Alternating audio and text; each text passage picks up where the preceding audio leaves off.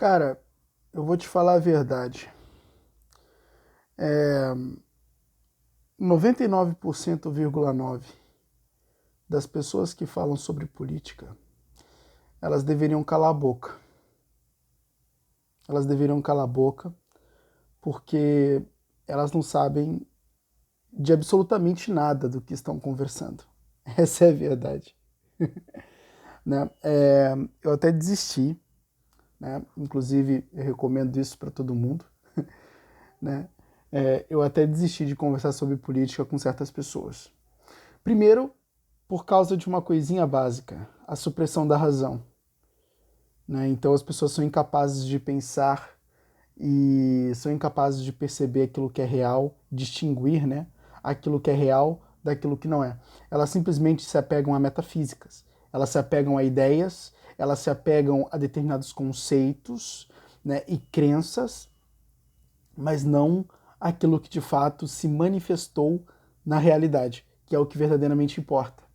Você só pode discursar sobre algo quando você está discursando sobre fenômenos reais. Se você está falando simplesmente de ideias, né, de nada serve. Né? Então, tem muita conversa assim. Né? Então, as pessoas basicamente preferem destilar ódio, né, a certas pessoas, a certas figuras públicas, e não simplesmente relevar, mas relevar dentro da estrutura da realidade. Entende? Não adianta eu falar que determinados governos, né, deixavam o país completamente melhor para se viver, né, sem de fato entender como isso funcionava.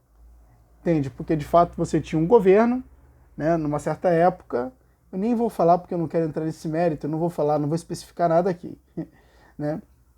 Então você tinha um governo que de fato governou o Brasil nessa época, e o Brasil era as mil maravilhas, né? Você pagava menos no combustível, você tinha a comida mais barata, né? É isso que as pessoas dizem, né? E basicamente dizem que tudo era bom, mas não entendiam absolutamente nada do sistema, apenas viam que tinha uma certa coisinha ali que, em comparação com hoje, estava muito melhor. Né? Mas ninguém sabe o que acontecia por detrás. Né? Então, quando você está falando de política e governos, cara, você está falando de várias coisas.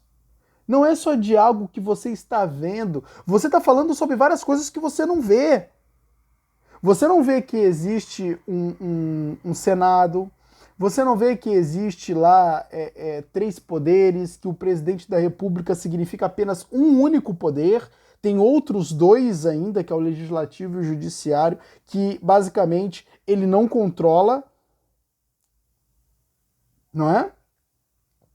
Então, toda vez que você está falando, aumentou o preço do combustível, isso é um absurdo, né? Aumentou o preço de combustível, é culpa de um determinado presidente da República, porque o preço do combustível aumentou.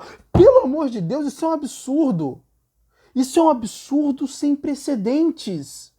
Por quê? Porque o preço do combustível, primeiro, aumentou no mundo todo, meu amigo. A pandemia não foi só no Brasil.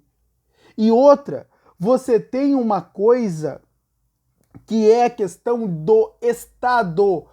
O Estado, infelizmente, não é formado só pelo presidente, meu amigo. E outra, o Estado também, muitas vezes não. O Estado, ele é um fim em si mesmo. Eu acho que dessa forma você vai entender melhor. O Estado, ele é um fim em si mesmo. Eric, o que você quer dizer com isso? O Estado não está nem ligando pro povo. O Estado está ligando pros seus próprios interesses. Chega dessa criancice e vamos amadurecer. O Estado não está ligando pro povo. O Estado, ele governa para si. Apenas isso. É concessão de favores, é troca né, de propina. É só essas babaquices que rola lá. Entende? Então, ninguém tá nem aí pro povo. E outra, os impostos são cobrados loucamente. Se você está comprando combustível, amigo, ó, posso garantir para você que você está pagando metade desse valor de combustível. A outra metade é só imposto. Entende? Então a verdade é que você poderia pagar horrores, né? Você poderia ter descontos gigantescos no próprio combustível se o próprio Estado reduzisse os impostos.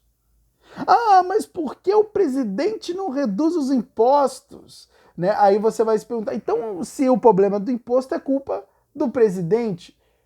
Ah, meu amigo, sério mesmo? Você não percebeu que tem 3 poderes? Entende? E o presidente representa apenas um? E se os outros poderes não quiserem? Porque olha só, tem um presidente, ele está vendo que basicamente um dos problemas que o povo está reclamando é de que uma determinada commodity está extremamente cara. Ora, se esse governo baixar o preço da commodity, ele não vai ganhar a simpatia do povo. E se ele ganhar a simpatia do povo, não aumenta ainda mais a probabilidade desse povo o eleger? E peraí, se você tem os outros 2 poderes que são não favoráveis a este presidente, o que será que eles fariam? O que você prevê que eles fariam? Tudo para não permitir com que o presidente ganhasse simpatia do povo. E como eles podem fazer isso? Não deixando o presidente fazer o que ele quer fazer. Ai, meu Deus, isso não é novo. Isso nunca foi novo.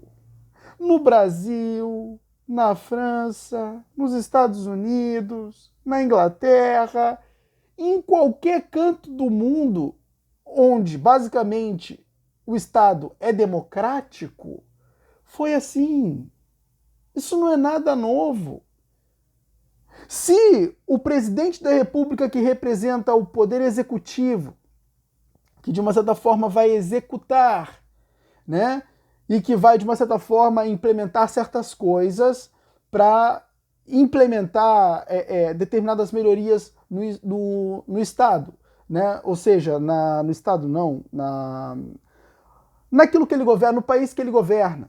Basicamente, esse presidente foi eleito para isso, ele vai governar, e o ato de governar é o ato de otimizar ao mesmo tempo. Então, ele tem que gerar melhorias. O problema é que ele não pode fazer isso se os outros 2 poderes são contra ele. É muito simples. Você tem um poder que... os 3 poderes, eles são igualitários em poder. Nenhum desses 3 poderes se sobressaem sobre o outro. Você está entendendo? Então o que acontece? Se esses 3 poderes eles são igualitários, o que isso quer dizer, meu amigo? Isso quer dizer que não tem um poder que possa, de uma certa forma, atropelar os outros 2. Ou seja, ele só pode exercer o seu poder se os outros 2 não brecarem. É assim que funciona uma democracia. E você tem que entender que nesse meio existe uma certa batalha política. Por quê? Porque entenda uma coisa, o objetivo de todo político é apenas um: manter-se no poder. Todos esses líderes e essas autoridades desses 3 poderes da República, todos eles eles têm apenas um alvo, e não é melhorar a sua vida, é se manter no poder. Esse é o objetivo. A partir do momento que eu sou destituído do poder, eu perco todos os privilégios que o poder dá. Ah, o poder ele tem só cruz. Tem, mas o poder também tem o seu baú dourado. Então, o que acontece? Logicamente, eu vou me manter no poder, porque eu não quero perder o baú dourado, o baú dourado. É assim que as coisas são. E sempre foram. Preço do combustível não está caro por causa de um presidente. Nunca teve. E não fica caro por causa de um presidente, a não ser que ele seja um daqueles que querem aumentar o tamanho do Estado. Olha, Estado grande é uma desgraça. Sabe por quê? Você financia o Estado. Se o Estado é grande, ele vai consumir boa parte dos impostos arrecadados. E quem alimenta o Estado? Entenda uma coisa, como a própria Margaret Thatcher falou uma vez, o Estado não tem uma única fonte de renda que não seja o dinheiro que você ganha. Então, o dinheiro do Estado é o seu dinheiro, meu amigo. E se o Estado aumenta, é você que banca ele. Ou seja, você ainda tem que bancar a sua casa, a sua família, tem que trabalhar para isso. E ainda tem que sustentar Estado. Não sei se você sabia, mas se um dia você encontrar com algum funcionário público, pode chamar ele de meu empregado. Porque é isso que ele é, seu empregado. Por quê? Porque é você que paga o salário dele, meu amigo. Entende? Se não fosse o seu dinheiro, o Estado se arrebentaria.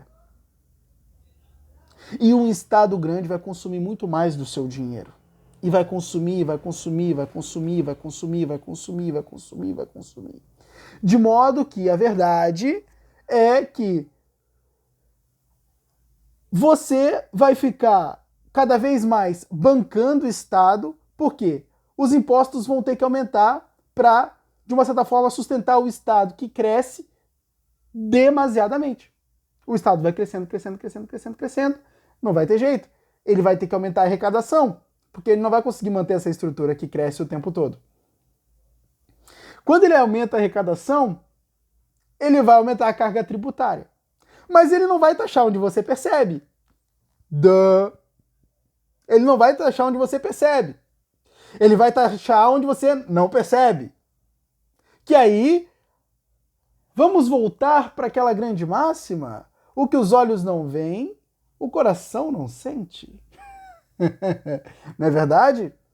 Então ele não vai taxar onde você percebe, amigo. Ele vai taxar onde você não percebe. Então ele vai começar a pegar e criar vários impostinhos pequenininhos. Por quê? Porque, um centavo seu pode não significar muita coisa. Mas um centavo de milhões de pessoas, meu amigo, opa, a história muda. Então, os impostos vão crescendo gradualmente em vários pontos que você não está percebendo quando você está pagando horrores de impostos. E se você está pagando num combustível apenas 50% do seu próprio preço, o resto que você paga é tudo imposto. Então, meu amigo, pode ter certeza que isso aí é um problema que não se trata apenas de um poder. Isso é problema dos três poderes. E muitas vezes um poder até quer fazer uma coisa decente, mas tem outros poderes que não deixam. Por quê? Porque um poder, ele tem uma possibilidade de se manter no poder se o povo, de uma certa forma, for favorável a ele.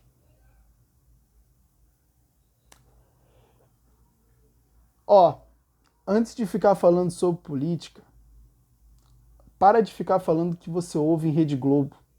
Para de ficar falando que você ouve em noticiário. E, meu amigo, vai estudar política.